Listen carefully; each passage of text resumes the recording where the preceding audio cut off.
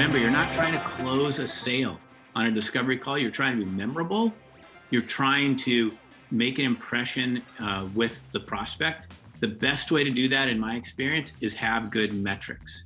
The metric is a number, right? I can tell you that something is fantastic, but if I give you a number behind it, a 54% increase, people remember numbers. What does expensive mean to you, Jim, if I can ask that question? Before I answer that, Jim, let me ask you, how much at the moment is this specific problem costing you guys? I think there's general alignment in what we offer, but it'd be helpful to understand, how quickly do you need this to go live to be able to get value from it? Yeah. And what are the criteria that go into that decision-making process? I think Schedulo would like to talk to both of you about some open sales roles that they have in the company. I think I would have, if I had more time or if I was thinking, preparing more, I would have done a lot of that research, I think, ahead of time. And then my questions would have been maybe a lot more focused around process and pain. I felt it felt like there was a little bit too high level at the end of it. I didn't really get into the details. And I think before moving ahead, it would have been nice to maybe go a layer deeper. I felt that I had a good enough understanding to be able to say that, where we could take the next kind of steps together based on what you needed, how we could potentially bridge the gap, and then obviously, moving forward from there. So it was a difficult challenge, I'm not going to lie. I'll call it the zingers. How do you respond to a zinger, right? And we've all been there, right? Hey, can I have it for free? Oh, I'd love to use the product for 6 months. Is that okay? Oh, your competition said this. I think the best way to always answer this, and by the way, one hack for both of you that neither of you did, but I would suggest sometimes if you want to buy time just to get your brain kind of clicking to think about how to respond, is repeat the question. Yeah.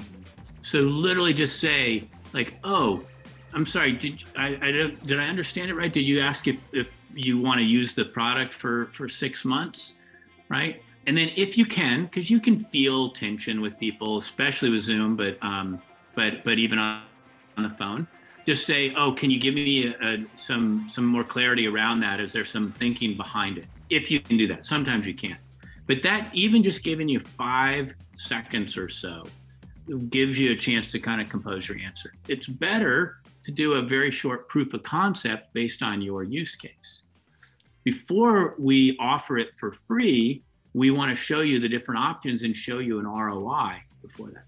So frame it back to it's about them, and then use your kind of best practices of how you believe others have evaluated your product as a way to frame the answer.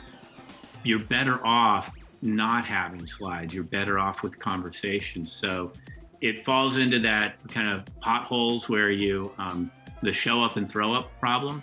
Like, I think some of the worst discovery calls are calls where you get on and you've got a 20 slide overview of the company and you just can't wait to go through those 20 slides.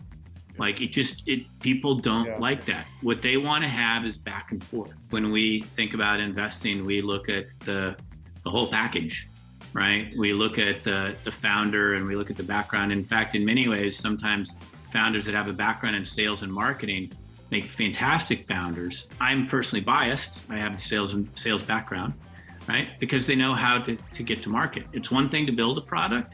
It's an entirely separate thing to figure out how to sell it. Look, I think a great open question at the end, if you're really clicking with them, is to say, was this worth your time?